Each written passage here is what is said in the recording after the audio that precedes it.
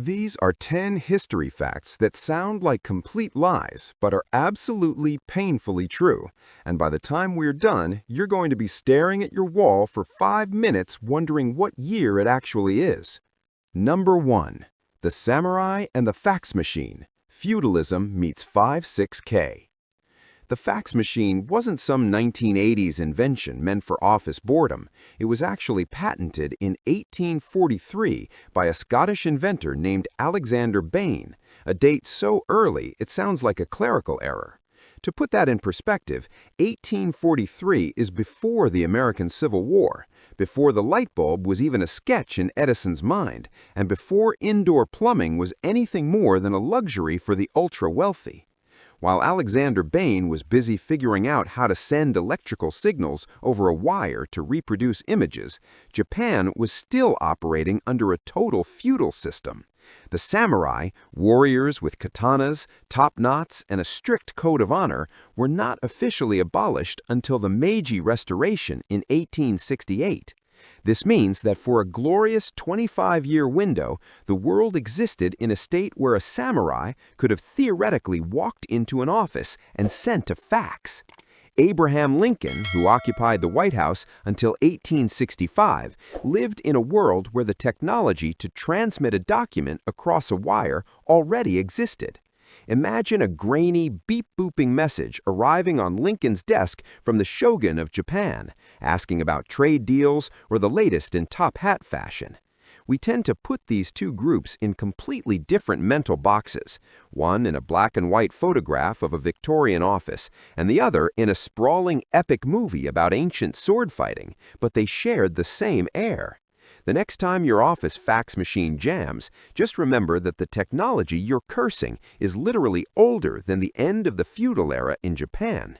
Number 2. The Chainsaw, a horror story for mothers. If you think the chainsaw was invented by a lumberjack who wanted to clear a forest faster, you are unfortunately very wrong. The chainsaw was actually the brainchild of two Scottish doctors in the 1780s, and its original purpose was far more terrifying than anything involving a tree. Before the widespread use of C-sections, which were often fatal back then, doctors performed a procedure called a symphysotomy to help with difficult births. When a baby was stuck, the doctors had to manually widen the birth canal by cutting through the mother's pelvic bone and cartilage. Originally, they used small knives, which was slow, messy, and, most importantly, lacked any form of anesthesia. Enter the first chainsaw, a small hand-cranked device with a serrated chain that moved around a guide. It was designed specifically to saw through bone as quickly as possible while the woman was fully conscious. It was a medical miracle of the 18th century that reads like a modern-day slasher flick. For decades, this was the primary use for the chainsaw until someone finally looked at the device and realized that maybe, just maybe, it would be better suited for timber than for human anatomy. It took until the late 19th century for the motorized version to appear. But the legacy of the tool remains a grim reminder that humanity often invents the most horrifying tools first and finds the reasonable uses for them only after everyone has stopped screaming. Number 4. Star Wars and the Guillotine, Galactic Decapitation. France is famous for its bread, its art, and its legendary 18th century device for equitable execution, the guillotine. Most people assume the guillotine died out shortly after the French Revolution ended, somewhere in the history books next to Napoleon's hat. However, the last public execution by guillotine in France didn't happen in 1793. It happened on September 10, 1977. To put that in a perspective that will ruin your childhood, Star Wars: A New Hope premiered in French theaters just 1 month later. While Luke Skywalker was discovering the Force and fighting the Galactic Empire with a lightsaber, the French government was still using a weighted blade to chop the head off a convicted murderer named Hamida Jandoubi. This overlap is a massive glitch in our cultural timeline. We think of 1977 as the peak of the disco era, the rise of the blockbuster, and the birth of the modern tech age. But France was still using decapitation technology that was literally older than the steam engine. The guillotine remained the official legal method of capital punishment in France until 1981, when they finally abolished the death penalty entirely. You could have walked out of a movie theater humming the John Williams score, grabbed a crepe, and walked past a prison where the national razor was still being prepped for work. It's a jarring reminder that the past doesn't just go away. It often sticks around long enough to see the future arrive in a silver spaceship. Number 5. The moon landing versus wheeled luggage. Gravity first. On July 20th, 1969, Neil Armstrong and Buzz Aldrin stepped on the lunar surface, marking as arguably the single greatest technological feat in human history. We figured out how to build a multi-stage rocket, navigate through the vacuum of space, land on another celestial body, and return home safely using computers that had less processing power than a modern-day greeting card.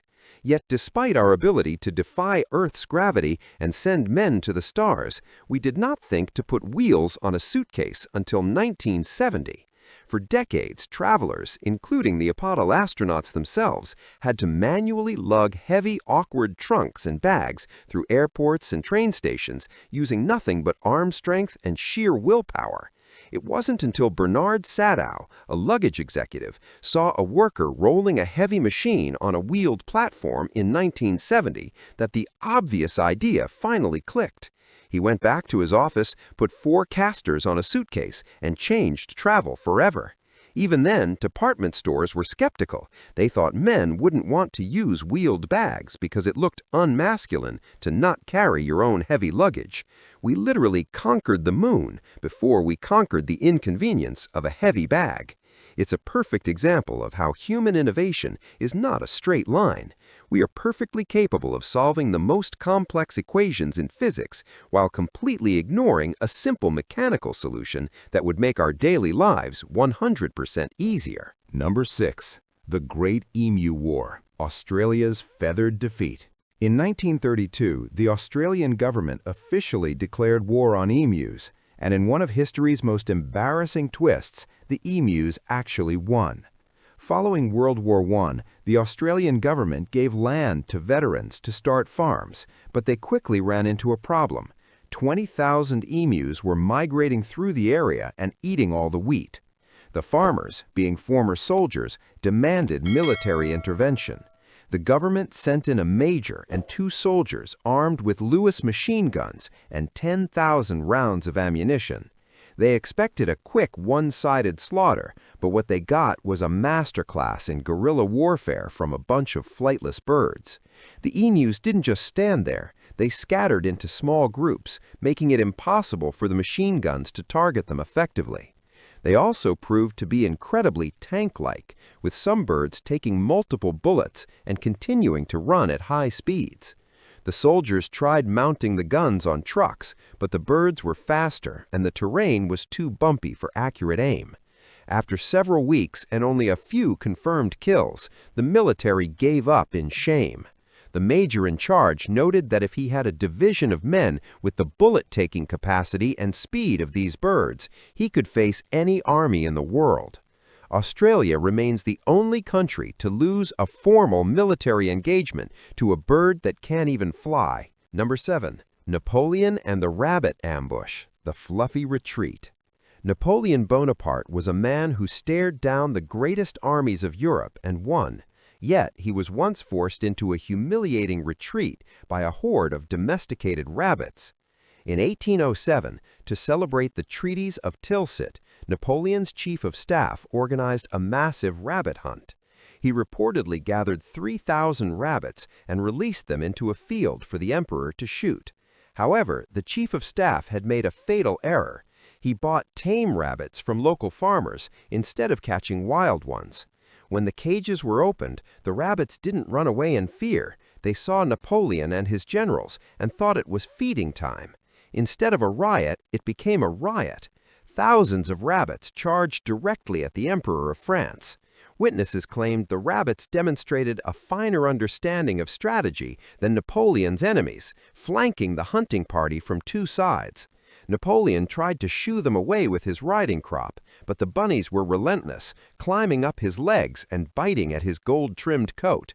The most powerful man in Europe was forced to flee to his carriage, but the rabbits reportedly followed him, with some even jumping through the windows as the carriage sped away.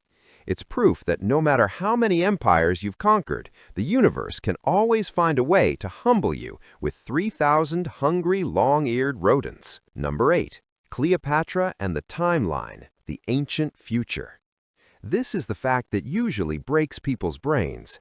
Cleopatra lived closer in time to the invention of the iPhone than she did to the construction of the Great Pyramids. The Great Pyramid of Giza was completed around 2560 BC, during the height of the Old Kingdom. Cleopatra VII, the famous Queen of Egypt, was born in 69 BC and died in 30 BC. That means the pyramids were already 2,500 years old when Cleopatra was walking the streets of Alexandria. They weren't just old to her, they were ancient history, relics of a civilization that felt as distant to her as the Roman Empire feels to us today. When Cleopatra looked up at the pyramids, she was looking at monuments that had stood for 2.5 millennia. She lived in a world of sophisticated Roman politics, library-filled cities, and advanced Hellenistic culture. Her era is only separated from our modern era, specifically the 2007 launch of the iPhone, by about 2,037 years. Mathematically, she is more of a modern figure than an ancient one relative to the architects of the Giza Plateau. We tend to lump all of ancient Egypt into one big category, but the time gap between the first pyramid and the last pharaoh is larger than the gap between the last pharaoh and your current smartphone. Time isn't just a mess, it's a vast ocean where the landmarks are further apart than we realize. Number 9. Pepsi, the world's 6th largest navy. In 1989, for a very brief and very weird window of time, the Pepsi-Cola company owned the 6th largest military fleet in the world. This happened because the Soviet Union was absolutely obsessed with Pepsi, but the Soviet ruble was worthless on the international market. Since they couldn't pay in cash, they had to barter. For years, they traded Stolichnaya vodka for Pepsi syrup, but by the late 80s, the deal needed a massive upgrade. The Soviets, lacking hard currency but possessing a surplus of aging military hardware, offered Pepsi a fleet of 17 submarines, a cruiser, a frigate, and a destroyer in exchange for more soda. Pepsi accepted the deal, meaning a soft drink corporation briefly had more naval power than most sovereign nations. The CEO of Pepsi famously joked to the U.S. National Security Advisor, "We're disarming the Soviet Union faster than you are." Pepsi didn't keep the fleet for world conquest, obviously. They sold the ships to a Swedish scrap metal company for a massive profit. Still, the image of a boardroom full of executives in suits suddenly being responsible for an entire submarine fleet is one of the peak glitch in the matrix moments of the Cold War. It proves that sometimes the demand for sugary cola is more powerful than the might of a superpower's military. Number 10. Oxford University versus the Aztec Empire, the scholar and the warrior. We think of the Aztec Empire as this ancient legendary civilization that existed in some prehistoric vacuum, but in reality, Oxford University is much, much older. Teaching at Oxford began in some form as early as 1096, and by 1249 it was a fully recognized institution with halls of residence and a structured curriculum. Meanwhile, the Aztec Empire didn't even exist yet. The nomadic Mexica people didn't find the sign of the eagle on the cactus and start building their capital, Tenochtitlan, until 1325. By the time the Aztecs were building their first stone pyramids in the middle of a lake, Oxford students had already been complaining about their grades and drinking in local pubs for over 200 years. By the time the Spanish conquistadors arrived in 1519 and marveled at the ancient Aztec capital, Oxford was already nearly 450 years old. It had survived the Crusades, the Black Death, and the Wars of the Roses long before the Aztecs had even reached their cultural peak. We tend to categorize anything involving pyramids as prehistoric, but the Aztecs were actually a relatively modern civilization that just happened to lack the steel and gunpowder of their European contemporaries. Oxford has seen the rise and fall of the Aztecs, the Incas, the Mongols, and the British Empire, all while staying in the same stone buildings and giving the same types of lectures. At the end of the day, these timeline glitches prove that history isn't a neat, organized library. It's a chaotic, overlapping mess where the past often lingers long enough to see the future arrive.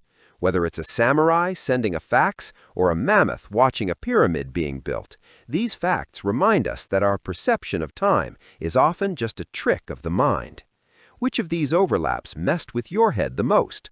Or do you have an even crazier historical copy-paste era that I missed? Let me know your thoughts in the comments.